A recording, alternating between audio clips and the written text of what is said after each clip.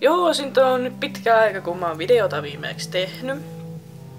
Pahoittelut siitä, ei oo ollut aikaa. Tai no, kyllähän sitä aikaa on ollut, mutta kun se aika on mennyt johon turhanpäiväisiin asioihin. Mutta mitäs tänne kuuluu? Tännehän kuuluu ihan hyvää. Hattoaineetkin tässä kohta puoliin loppuu. Tänään oli jo ensimmäinen koe, ennen kuin tämä hattokurssit loppuu. Ruotsin koe meni ihan ok, vaikka olisi se mun vähän paremminkin mennä, mutta annoin kaikkeni. Ja sitten 2 viikon päästä sitten palataan. 2 viikon päästä palataan sitten arkeen taas sinne meidän vanhalle kunnon vanhalle koulupaikalle ja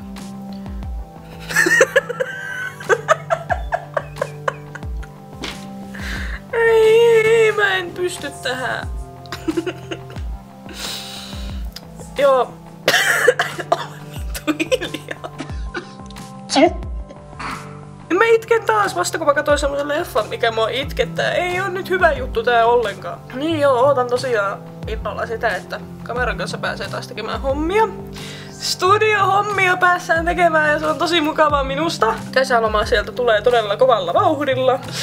Kesälomaa noin nyt oikeesti. Kaikki hyvät tyypit jää tänne Jyväskylään ja minä lähden taas tonne miljoonien kilometrien päähän. Mulla on tässä semmonen juttu nyt, että ihmiset on mieltä, että 16-vuotias ja 16-vuotias tyttö ja 22-vuotias jätkä on ystäviä keskenään. Mä oon tällaisessa tilanteessa, että mulla on miespuolinen ystävä, joka on 22. Ja mun lähipiirissä tää on aiheuttanut aivan järkyttävää mielipahaa ja mietiskelyä ja what the fuck hetkiä. Tässä tulee nyt semmonen juttu, mistä mä en nyt syyllistä ketään. Tämä mun poikaystävä, nykyinen eksä, ei uskonut enää siihen, että minä ja tämä jätkä ollaan kavereita. Ja se jos mikä oikeesti sattuu enemmän kuin mikään. Et sä oot pitkään seurustellut yhden ja saman henkilön kanssa. Ja sun elämään tulee uusia ihmisiä, sit sua aletaan epäilemään. Mua on haukuttu, mun kaveria on haukuttu. Ja se on musta erittäin väärin, että aletaan haukkumaan ihmistä pelkkien pohjatietojen perusteella. Mitä? Ja mä oon monelle, itse asiassa kaikille mun lähipiirin ihmisille yrittänyt tätä sanoa, että nyt rauhoittukaa. Hän on kaveri, mutta pöly alkaa pikkuhiljaa laskeutumaan. Onneksi.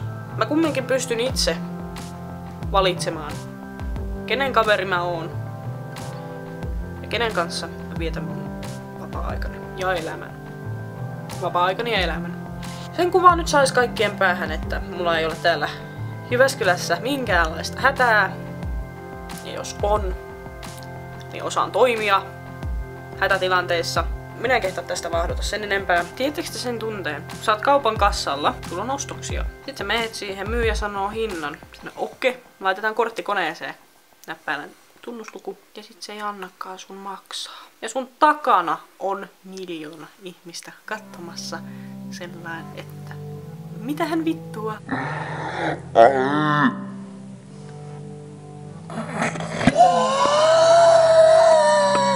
Onneksi äiti sitten kumminkin pelasti minun päiväni ja pisti minun tilille $20. Parikymmentä euroa, että mä sain ostettua sen, mitä tarvitsin. Kaikki oli tältä erää selvä. Mä kattelin tänään mun kaverin kanssa Tähtiin kirjoitettu virhe -elokuvan. Mä kun ekalla kerralla katsoin ton leffan, niin se ei itkettänyt mua juuri lainkaan. Kun mun ihan sitä sanoi, että se itkettää tosi herkästi.